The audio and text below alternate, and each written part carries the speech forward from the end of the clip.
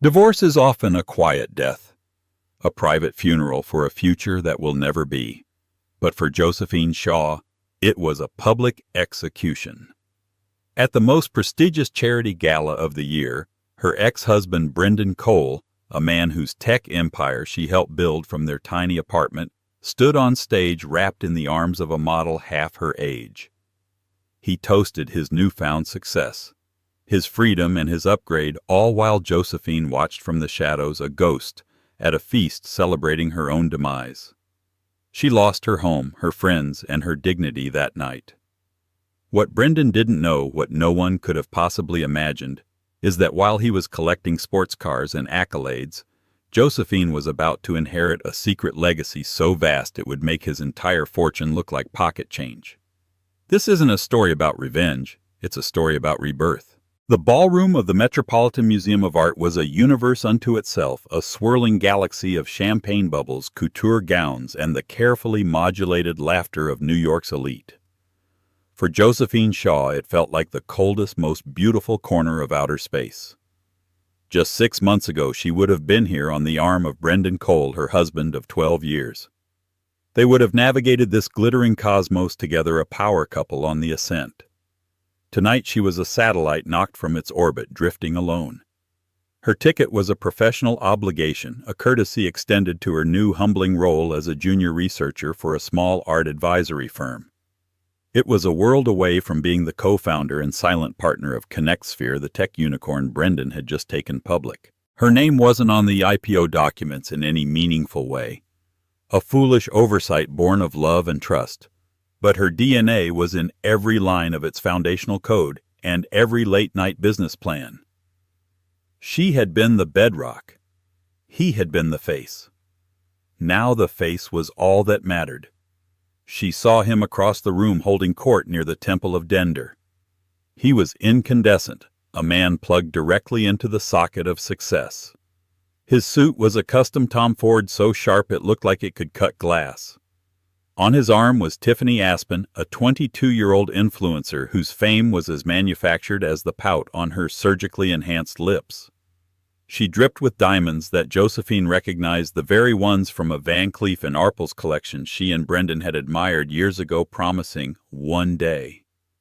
Apparently one day had arrived just for a different woman.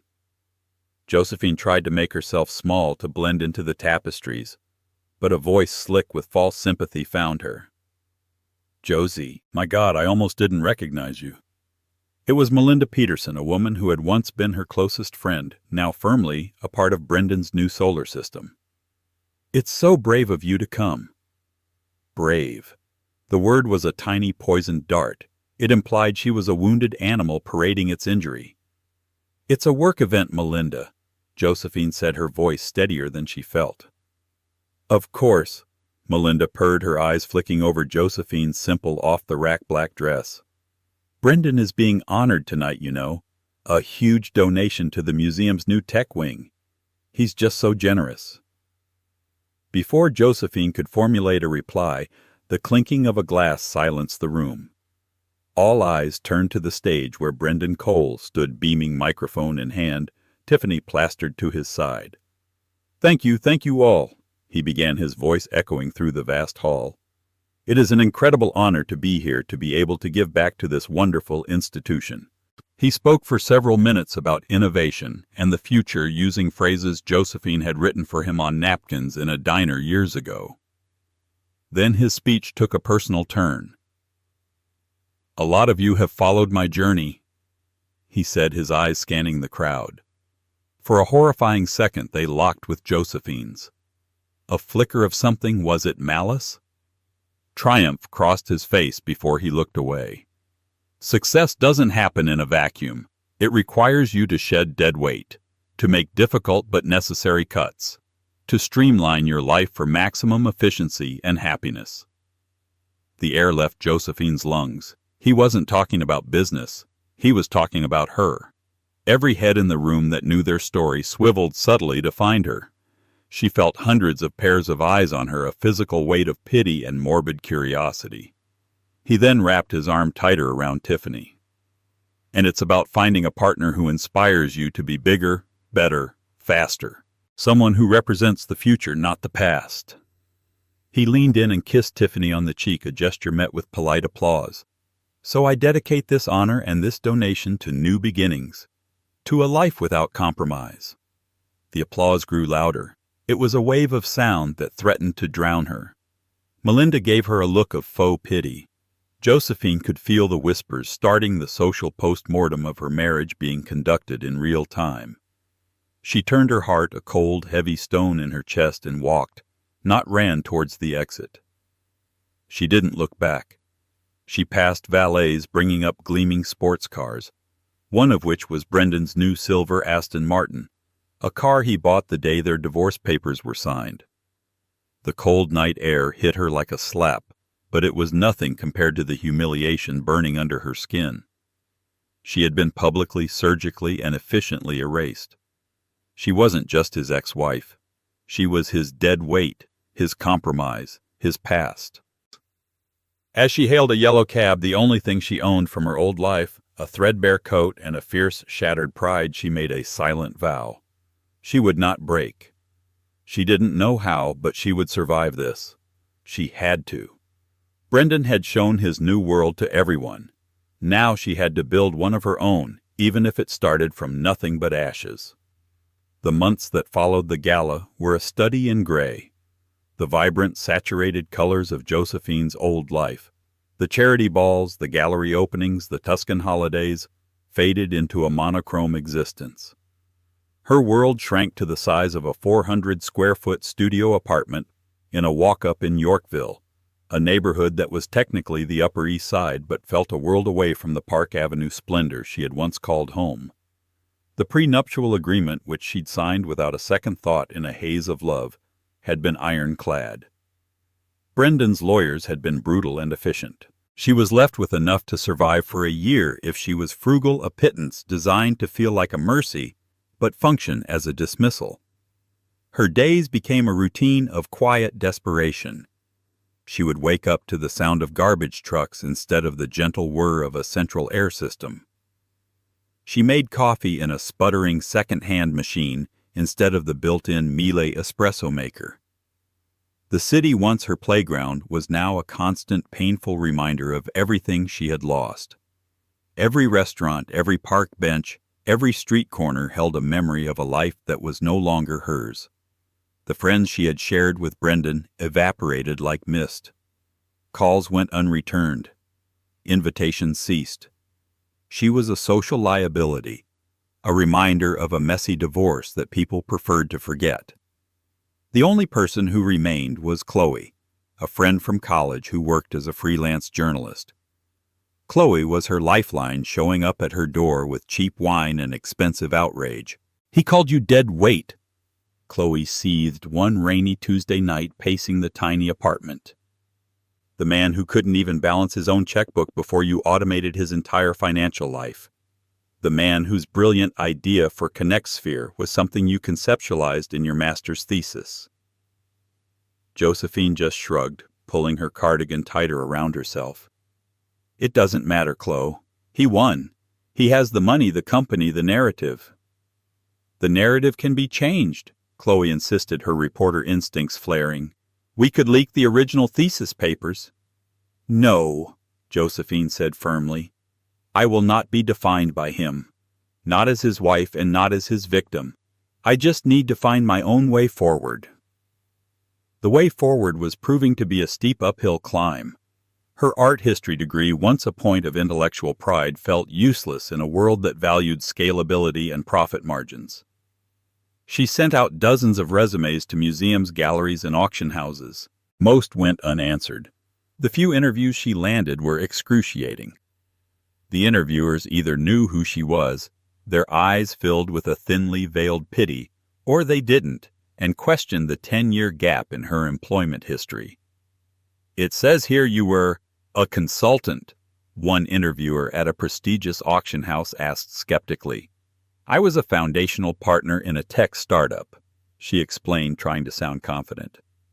"I handled strategy, initial coding, and corporate structuring." The man blinked. "But your degree is in art history. Why the shift back now?" How could she explain that she had put her own dreams on hold to build his? That she had been the architect of a life from which she was now exiled? She couldn't, so she gave a vague answer about reigniting a passion, and she never got a call back.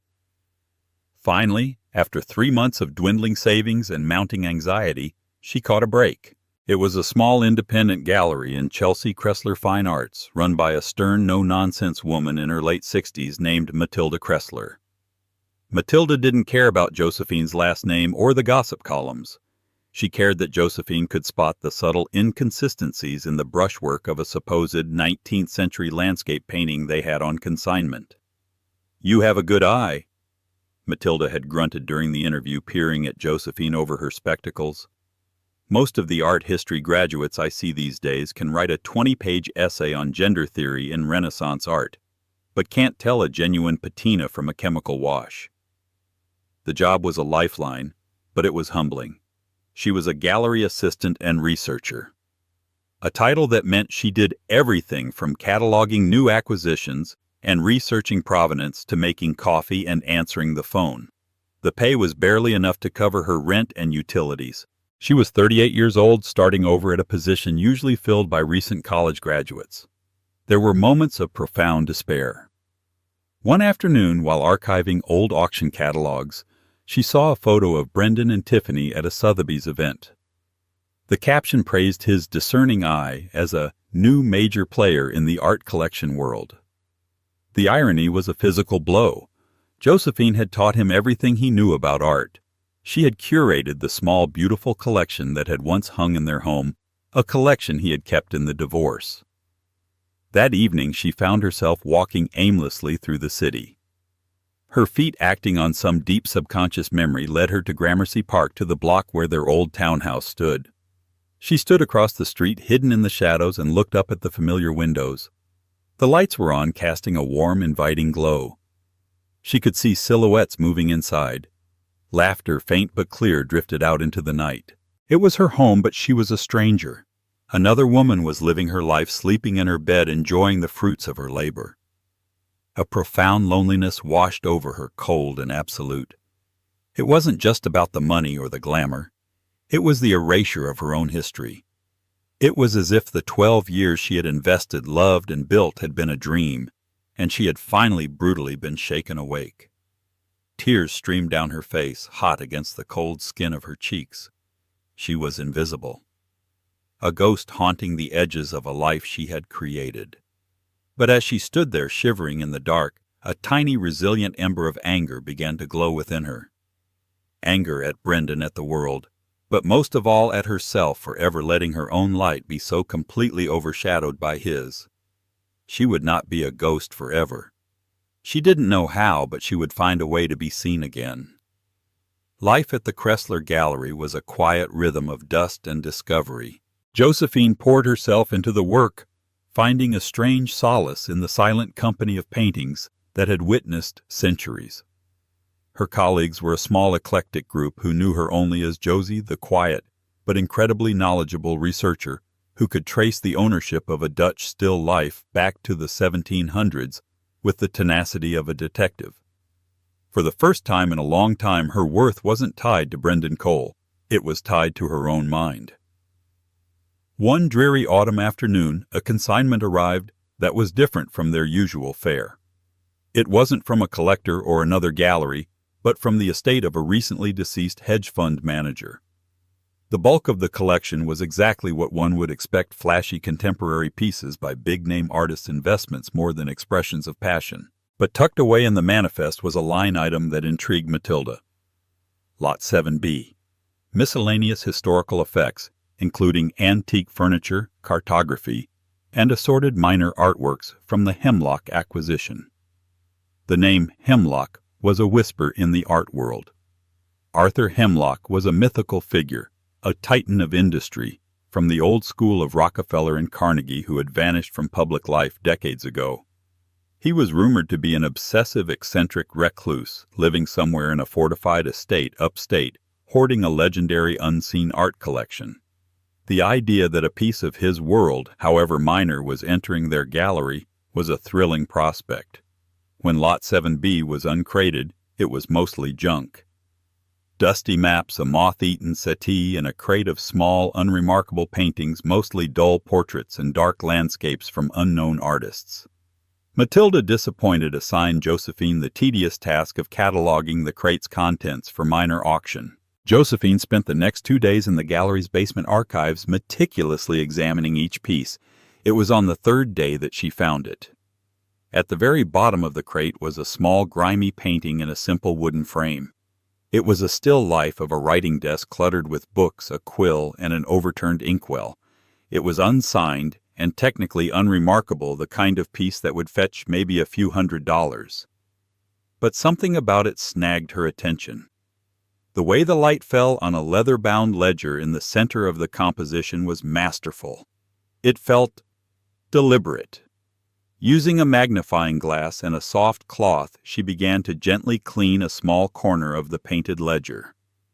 Beneath the grime, she could just make out faint, almost microscopic lettering on its spine. Her heart began to beat faster. She spent the next hour cross-referencing the style, the canvas weave, and the chemical signature of the pigments with the gallery's database. It was a long shot, a wild, improbable guess, but the brushwork had a certain confident fluidity that reminded her of a specific school of 17th-century Dutch painters. She brought the painting upstairs to Matilda. "I think there's something more to this one," she said, her voice trembling slightly with excitement. Matilda peered at it. "It's a competent piece, Josie, but it's nothing special." "Look at the ledger," Josephine urged, handing her the magnifying glass. "And I ran a preliminary analysis on the pigments. The cobalt blue is consistent with the type used by Johannes Vermeer's studio." Matilda froze. The name Vermeer was sacrosanct. A lost Vermeer was the art world's equivalent of the Holy Grail. "Don't be ridiculous. There are only 36 known Vermeers in the world. To think that one would be sitting in a crate of junk." "I'm not saying it's a Vermeer," Josephine corrected, her mind racing. "But what if it's not the painting itself that's important? What if the painting is a map? What if this ledger is real?" The theory was audacious. She posited that the painting wasn't just a still life, but a realistic depiction of a specific desk, and that the microscopic lettering on the painted ledger was a clue to its location or contents. It was the kind of leap that could get her laughed out of the profession, but Matilda had seen the spark of brilliance in Josephine's eyes before. "All right," she said slowly. "We'll inform the estate's lawyers of a potential anomaly that requires further investigation. But we need to be careful. The Hemlock name is attached to this." The estate's lawyers were dismissive, but they were legally obligated to follow up. They passed the query on. For 2 weeks there was silence. Josephine began to think she had made a fool of herself. Then one Thursday morning, a black car, a vintage Bentley so polished it looked like a pool of liquid night, pulled up outside the small gallery. A man in an impeccably tailored suit with the severe look of a lifelong butler entered. He did not introduce himself. "Ms. Josephine Shaw?" he asked, his voice a low baritone. "Yes," Josephine replied, her hand suddenly clammy. "Mr. Hemlock will see you now," the man said, as if she were expecting him. "Mr. Hemlock, I thought he was—" "He is very much not deceased," the man said, a flicker of dry amusement in his eyes. "The estate sale was for one of his lesser properties, a shedding of skin, as he calls it. He was intrigued by your report on the still life. He requests your presence at his home. The car is waiting." Matilda Kressler looked at Josephine, her eyes wide with a mixture of terror and awe. Josephine had not discovered a lost painting. She had done something far more dangerous and far more interesting. She had gotten the attention of the dragon in his lair. As she followed the silent man out to the waiting Bentley, she felt a tremor of fear, but also a surge of exhilarating, terrifying hope. She was no longer cataloging other people's histories. She was about to step into one. The journey upstate was a 2-hour silent passage through a landscape that shifted from urban sprawl to rolling hills cloaked in autumn foliage. The Bentley moved with a serene, powerful grace, isolating Josephine from the outside world. She felt as though she were being transported to another century. The estate, when they finally arrived, was not visible from the main road. They passed through a formidable set of wrought iron gates marked only with a simple H, and drove for another 10 minutes down a winding road flanked by ancient oak trees. The house was not a modern glass and steel monstrosity, but a sprawling stone manor that seemed to have grown organically from the earth itself.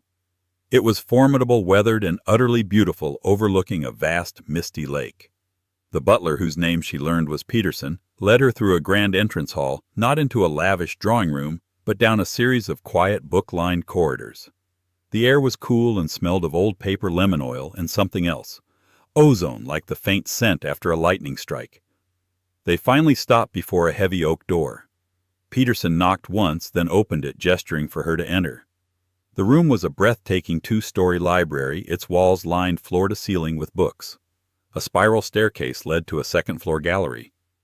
But it wasn't the books that held Josephine's attention. Every available surface, tables, mantels, even some chairs, was covered with artifacts. Astrolabes, Renaissance sketches, Roman coins, and Egyptian statuettes. It was a museum and a laboratory all in one. And in the center of it all, seated in a high-backed leather armchair, was a man who looked as ancient and formidable as the house itself. Arthur Hemlock. He was skeletally thin, with a shock of untamed white hair and eyes that burned with a startling, ferocious intelligence. He was dressed not in a suit, but in a simple cashmere sweater and trousers.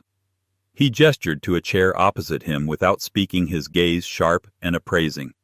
Josephine sat her back straight, clutching her research notes. "The painting," he said, his voice a dry rasp like stones scraping together. "Tell me about it." For the next hour he grilled her. It wasn't a conversation, it was an interrogation. He didn't ask for her opinion, he demanded her reasoning. Why that specific pigment? What was the flaw in the canvas weave that suggested a later edition? How did she differentiate the brushwork from that of a known forger from the same period? He poked and prodded at every facet of her argument, his questions designed to trip her up, to expose any weakness in her logic. Josephine, fueled by adrenaline and years of repressed knowledge, met every challenge. She spoke with a passion and precision she hadn't felt in years. She was no longer Brendan Cole's ex-wife or a lowly gallery assistant. She was a scholar in her element. Finally he fell silent, steepling his long, thin fingers. He stared at her, his expression unreadable. "You believe the painting is a key," he stated. "I do," she confirmed. "A key to the location of the real ledger depicted within it, a record of some kind." He gave a slight, almost imperceptible nod. "Peterson," he called out. The butler appeared as if from nowhere. "Bring it." Peterson disappeared into an adjoining room and returned a moment later carrying a heavy leather-bound book. It was identical to the one in the painting. He placed it on the table between them. It was the real ledger. "You were correct," Hemlock said, his voice softening for the first time. "The painting was a test, one of many I have laid out over the years. A piece of bait cast into the waters of the art world, waiting for someone with a mind, not just an eye, to notice it. You are the first." He opened the ledger. Its pages were filled not with financial records, but with meticulous handwritten notes and sketches. It was a catalog, a secret comprehensive inventory of his entire collection, a collection rumored to be one of the greatest in private hands on earth. "What you see in this house," he said, gesturing around the room, "is less than 1% of what I own. The rest is elsewhere, safe. For decades I have been a guardian, a rescuer of art, that would otherwise be lost, destroyed, or locked away in the tasteless vaults of men who see it only as an asset. Men like your ex-husband." Josephine flinched at the mention of Brendan, but Hemlock continued, his sharp eyes missing nothing. "Oh, I know all about you, Josephine Shaw. I made it my business to know the moment your report crossed my desk. I know what you gave up. I know what was taken from you. I know that you, not he, possess the intellect and the soul of a true custodian." He stood up, his movements slow and deliberate, and beckoned for her to follow him. He led her to a section of the library wall that appeared to be solid books. He pressed a specific volume, and a section of the bookcase swung inward, revealing a climate-controlled vault. The sight that met her eyes made her gasp. Racks upon racks of paintings stood in perfectly ordered rows. It was a forest of masterpieces. She saw a Monet she knew had been missing since World War II. A Rembrandt self-portrait she had only ever seen in textbooks. A small, exquisite sculpture by Donatello. "This is my life's work," Hemlock said quietly, his voice filled with a strange mix of pride and melancholy. "And I am dying." The words hung in the air, cold and heavy as steel.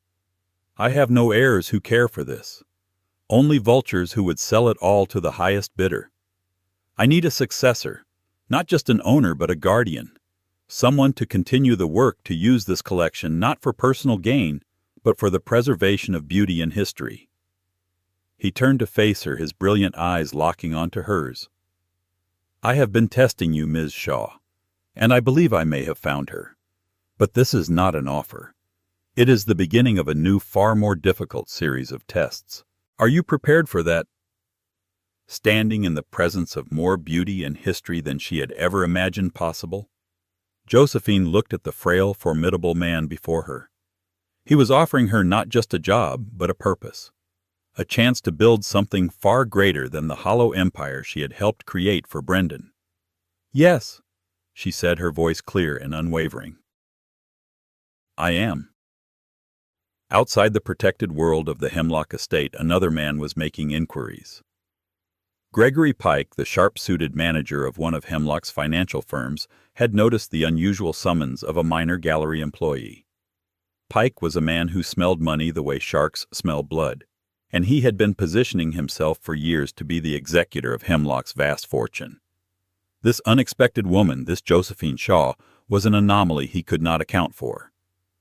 And Gregory Pike did not like anomalies. He began to dig into her past, determined to find a weakness he could exploit to remove this new unexpected player from the board. The test in the labyrinth was over, but the battle for its soul was just beginning. Josephine's life transformed into a strange, bifurcated existence. By day, she was still Josie, the quiet assistant at the Kressler Gallery, a job she insisted on keeping to maintain a semblance of normalcy, and more importantly, to avoid raising suspicion. But 2 or 3 times a week, the discreet Bentley would appear to whisk her away to the Hemlock estate.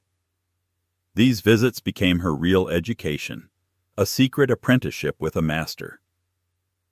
Arthur Hemlock was a demanding, irascible, and brilliant teacher.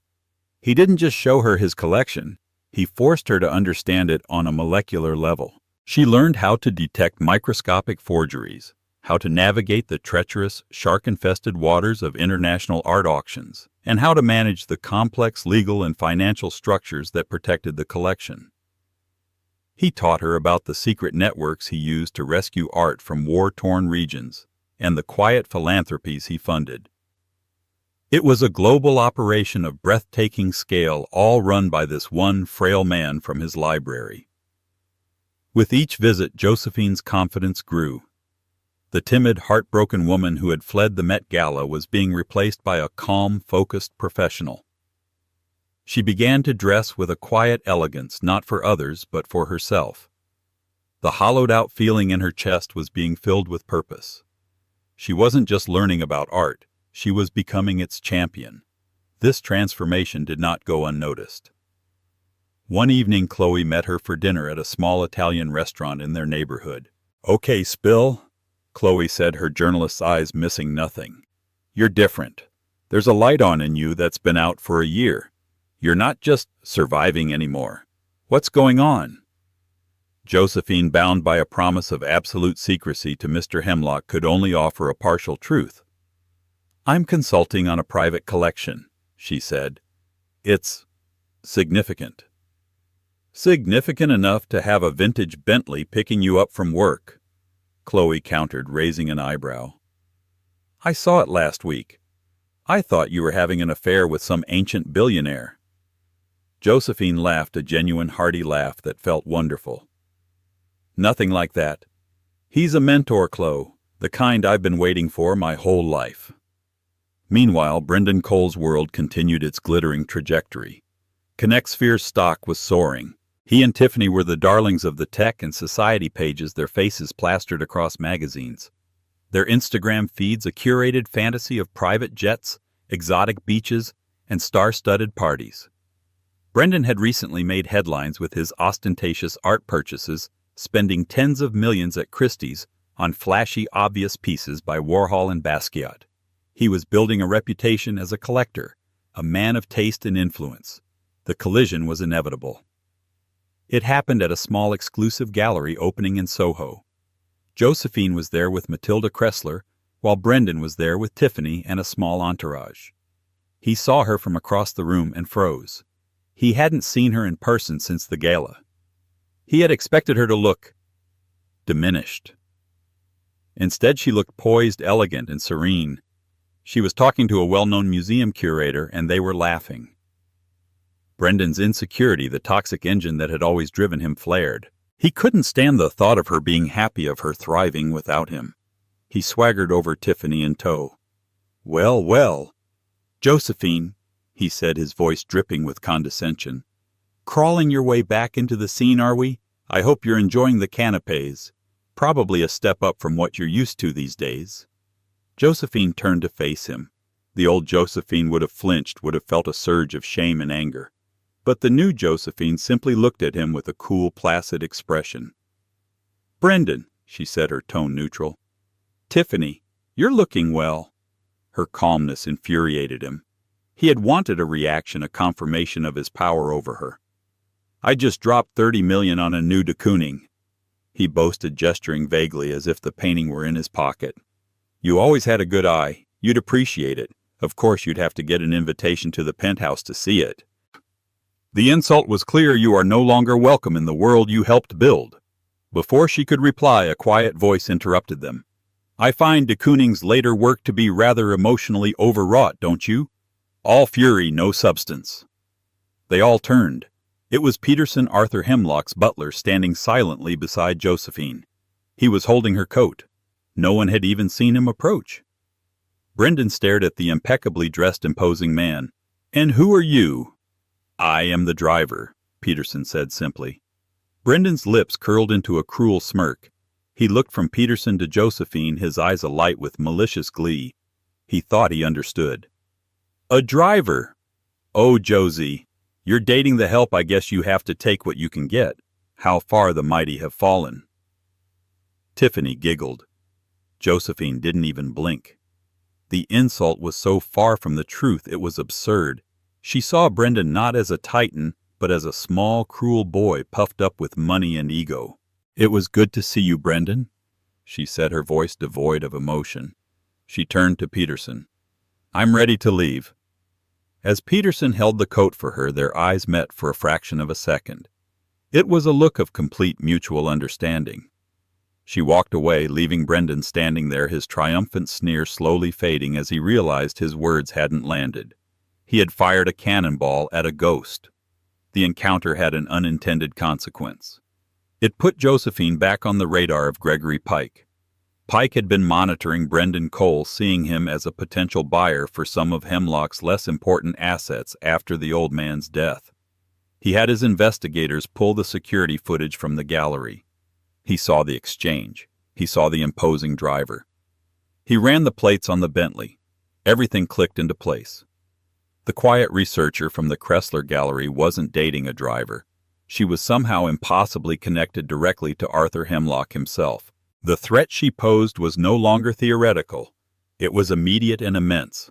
Pike accelerated his plans. He began using his position to subtly restrict access to Hemlock, canceling appointments with doctors he didn't control, and filtering information that reached the estate.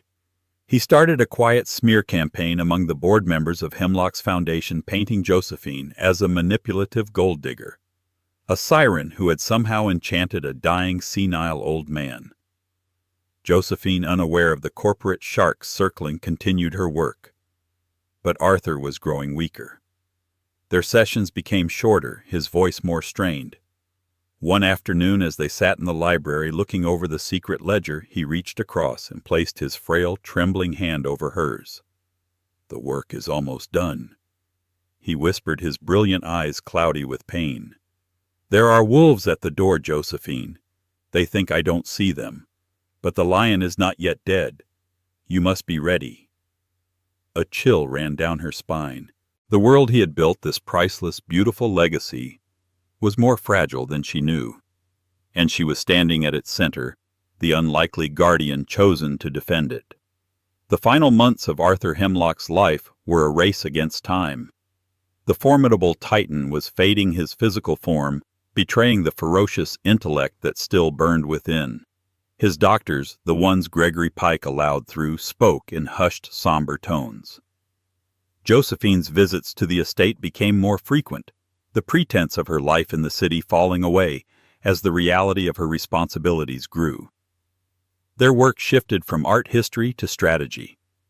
In the great library, which now felt more like a war room, Arthur, often propped up by pillows in his armchair, would guide her through the intricate web of his empire. He showed her the hidden accounts that funded the entire operation, the network of loyal agents across the globe, and the legal firewalls he had constructed over 50 years to protect his legacy from men like Pike and from the grasping hands of his own distant, avaricious relatives. "They see a collection of objects," he rasped one afternoon, the effort of speaking leaving him breathless. "They see price tags. They don't see the stories. They don't see the human history bound up in the canvas and stone. You do. That is why it must be you." Josephine spent hours memorizing names, codes, and protocols. She met with Ms. Albright Hemlock's fiercely loyal and razor-sharp lawyer, a woman in her 70s with a mind like a steel trap. Initially, Albright had been wary of Josephine, viewing her with suspicion. But as she witnessed Josephine's intelligence, her dedication, and her genuine love for the collection, her skepticism transformed into a formidable alliance. "Arthur has made many brilliant decisions in his life," Ms. Albright told Josephine during a private meeting. "Choosing you may be his most brilliant of all." Meanwhile, Gregory Pike's campaign was escalating. He consolidated his power within the Hemlock Foundation's board, presenting himself as the only stable hand capable of managing the transition after Arthur's inevitable passing. He commissioned a discreet psychological evaluation of Mr. Hemlock, aiming to prove diminished mental capacity. He used corporate funds to hire a private investigator to dig up any dirt on Josephine, hoping to find a scandal, an old debt, a disgruntled former colleague, anything that he could use to disqualify her. But Josephine's life had been remarkably clean, her only scandal being the quiet, dignified way she had endured her divorce. Brendan Cole, oblivious to the high-stakes drama unfolding, continued his public performance of success. But hairline cracks were beginning to appear in his empire. Connect Sphere's meteoric rise had been fueled by hype, and its technology was proving less revolutionary than promised. Competitors were emerging. The stock, once a rocket, was beginning to wobble. To project an image of unshakable confidence, Brendan doubled down on his lavish spending. He bought a yacht. He funded a disastrous Broadway show for Tiffany. And he continued to buy art, paying absurd headline-grabbing prices to prove he was a cultural force. The final conversation between Josephine and Arthur was quiet and profound. He was confined to his bed, the great library visible through the open doorway. The autumn light streamed through the windows, illuminating the dust motes dancing in the air. "Are you afraid?" Josephine asked softly, holding his hand. It felt as fragile as a bird's wing. He was silent for a long moment. "I am not afraid of dying," he said, his voice a mere whisper. "I am afraid of being forgotten. Not me, Arthur Hemlock. The work. The idea that beauty is not a commodity but a necessity. A light. Don't let them extinguish the light, Josephine." "I won't," she promised, her voice thick with emotion. "I will protect it with my life."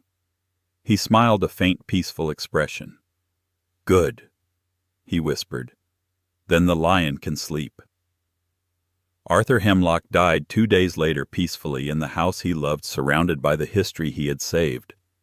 The news of his death sent shockwaves through the financial and art worlds. The speculation was rampant. His fortune was estimated to be in the tens of billions, and his art collection was simply priceless. Gregory Pike immediately made his move, issuing a statement as the acting head of the Hemlock Foundation, assuring everyone of a stable and orderly transition. He summoned the distant relatives, a collection of cousins and grandnephews who hadn't seen Arthur in decades, and prepared for the reading of the will. He felt a surge of absolute triumph. He had outmaneuvered everyone. The senile old man was gone, and the nobody ex-wife would be swatted away like a fly. The reading of the will was scheduled to take place in the main conference room of the Hemlock Foundation's downtown Manhattan office. It was a cold, impersonal space, all chrome and black leather, a stark contrast to the warm, book-lined rooms of the estate. Josephine arrived alone, dressed in a simple, elegant black suit. She walked into a room thick with tension and greed. The relatives were clustered together, whispering excitedly. Gregory Pike sat at the head of the table, looking every inch the corporate king on his coronation day. He gave Josephine a dismissive, pitying smirk as she took a seat at the far end of the table. He saw her as a pathetic, deluded woman about to have her fantasy crushed. Ms. Albright entered, her face an impassive mask, and sat next to Pike. She carried a single thick, leather-bound portfolio. She cleared her throat, and the room fell silent. "We are gathered for the last will and testament of Mr. Arthur Hemlock," she began, her voice crisp and clear. "It is, I must say, a most precise and detailed document." She started with the minor bequests. The relatives leaned forward, their eyes gleaming. A second cousin was left a trust fund of $1 million. A grandnephew another $1 million. They looked disappointed, having expected much more. Peterson, the loyal butler, was granted the manor house itself and a pension that would allow him to live in comfort for the rest of his life. Then Ms. Albright turned to the foundation. "To the Hemlock Foundation," she read. "Mr. Hemlock leaves a continuing endowment of $500 million to be managed by its board of directors for its stated philanthropic purposes." Pike straightened his tie, a triumphant smile playing on his lips. He had control of the board. This was it. "However," Ms. Albright continued, looking directly at him, "as per the bylaws established by Mr. Hemlock, the composition of the board is subject to the discretion of the foundation's new chairperson." Pike's smile faltered. "The new chairperson, I am the acting head." "Acting, yes," Ms. Albright said coolly. She turned to the final, most substantial section of the will. "All the rest of my estate," she read, her voice ringing with authority, "including all properties, domestic and international, all liquid assets, all stocks, bonds and controlling interests in Hemlock Industries, and most importantly, the entirety of my private art collection known as the Labyrinth Collection. I leave in its entirety not to an individual, but to a newly created trust." The room held its breath. "This trust, the Hemlock Legacy Trust," Albright continued, "is to have a single sole trustee who will hold absolute and unquestionable authority over all its assets and decisions. The Trust's mission is to preserve, protect, and selectively share the collection for the education and inspiration of the public. This sole trustee is also named effective immediately as the permanent chairperson of the Hemlock Foundation, with the full authority to dismiss and appoint board members at will." Ms. Albright paused, letting the weight of her words settle. She looked around the room at the stunned faces of the relatives, at the apoplectic, reddening face of Gregory Pike. Finally, her eyes rested on the quiet woman at the end of the table. "The sole trustee and new chairperson," she declared, her voice resonating with the finality of a gavel strike, "is Ms. Josephine Shaw." For a moment there was absolute silence. Then chaos erupted. The relatives shouted in protest. Gregory Pike leaped to his feet, sputtering about legal challenges, about undue influence, about senility. But Josephine just sat there, calm and composed amidst the storm. She wasn't a billionaire. She was a guardian, a steward, a queen of a secret kingdom tasked with a sacred mission. The legacy wasn't just money and art. It was a purpose so profound it made Brendan Cole's entire gaudy world seem like a child's sandcastle about to be washed away by the tide. She had walked into this room as an invisible woman. She would walk out as one of the most powerful and important figures in the art world. The lion was gone, but the lioness was ready to rule. The fallout from the will reading was seismic. Gregory Pike, humiliated and enraged, immediately filed a lawsuit alleging everything from diminished capacity to elder abuse. The distant relatives joined him, creating a cacophony of legal threats that made headlines in the financial press. Mysterious ex-wife inherits reclusive billionaire's entire fortune. The narrative they tried to spin was the one Pike had been cultivating for months, that Josephine was a cunning predator who had taken advantage of a lonely old man. But Arthur Hemlock and Ms. Albright had been preparing for this war for years. They had compiled a mountain of evidence to preempt any challenge. There were hours of video-recorded conversations between Arthur and Josephine where he, lucid and sharp, detailed his reasoning for choosing her. There were multiple psychiatric evaluations, all conducted by leading specialists, affirming his soundness of mind up to his final days. There was a trail of correspondence and detailed notes in his own hand outlining his grand vision and Josephine's role within it. Pike's lawsuit was not just dismissed, it was annihilated in a summary judgment. The judge was so unimpressed with his frivolous claims that he took the unusual step of ordering Pike and the relatives to pay Josephine's legal fees. Pike's career was ruined, his reputation shattered. He was fired from the foundation's board by its new chairperson, Josephine's first official act, and vanished into obscurity. While the legal battle raged in the papers Josephine was working, she moved into the Hemlock estate not as its owner but as its custodian. With Peterson as her stoic and loyal confidant, she began the monumental task of executing Arthur's vision. She worked 18-hour days, her life a whirlwind of meetings with curators, conservators, architects, and financial advisors. She was decisive, intelligent, and utterly in command of her new role, as if she had been training for it her entire life. Her first major project was the one Arthur had dreamed of, transforming a massive abandoned warehouse he owned on the Hudson riverfront into the public-facing wing of the Hemlock Legacy Trust. It would not be a stuffy museum, but a dynamic center for art education and conservation, offering scholarships and grants for a new generation of art historians. 6 months after the will reading, the Hemlock Center for Art and Preservation was ready for its grand opening. The event was the most sought-after invitation of the decade. The art world, the philanthropic community, and the media were desperate to finally see the legendary collection and meet the enigmatic woman who now controlled it. Josephine stood on the mezzanine of the newly renovated building, looking down at the crowd. The space was magnificent, a soaring, light-filled atrium where a select few of the collection's masterpieces were displayed for the first time. The missing Monet, the Rembrandt self-portrait.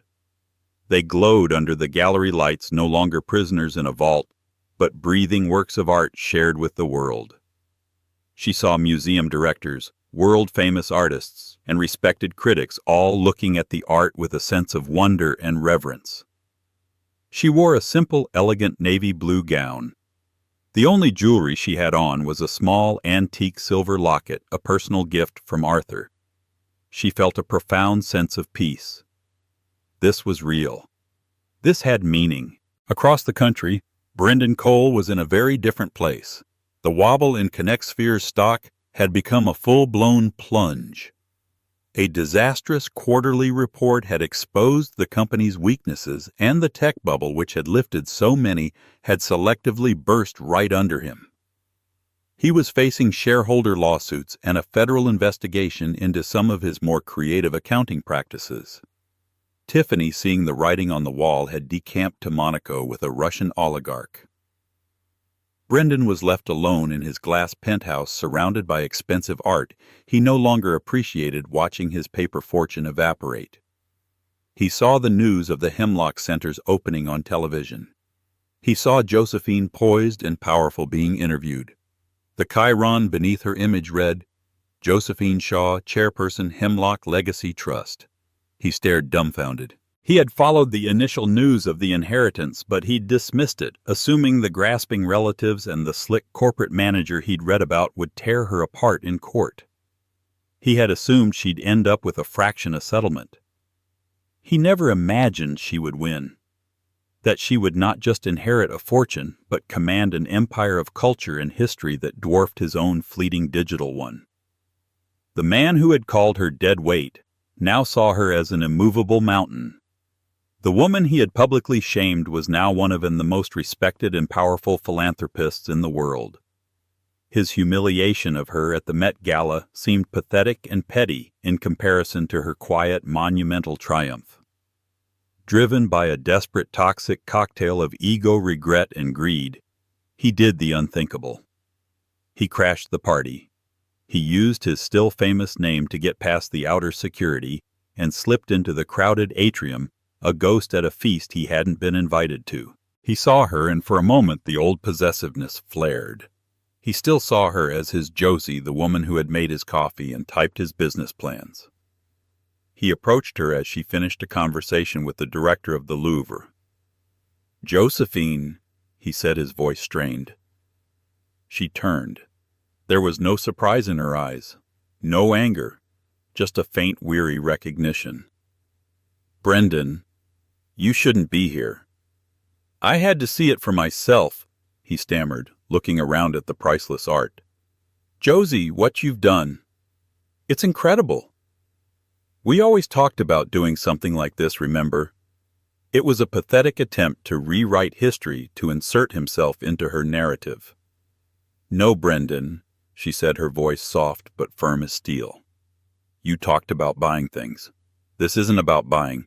It's about preserving." "I get that now," he said, moving closer.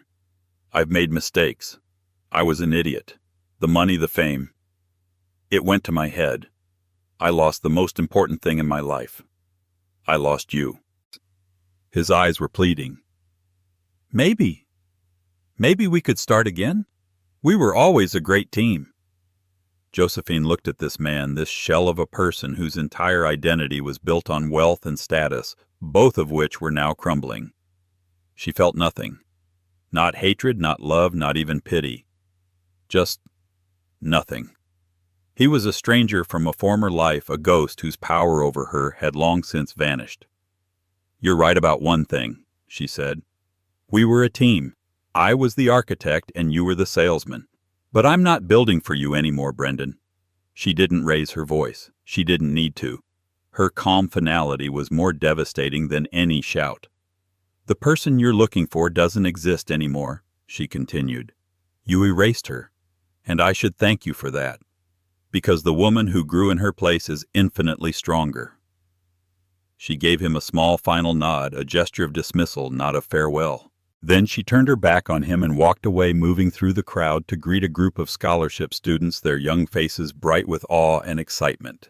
She was their future. Brendan stood alone in the middle of the grand hall, a relic of a past she had transcended.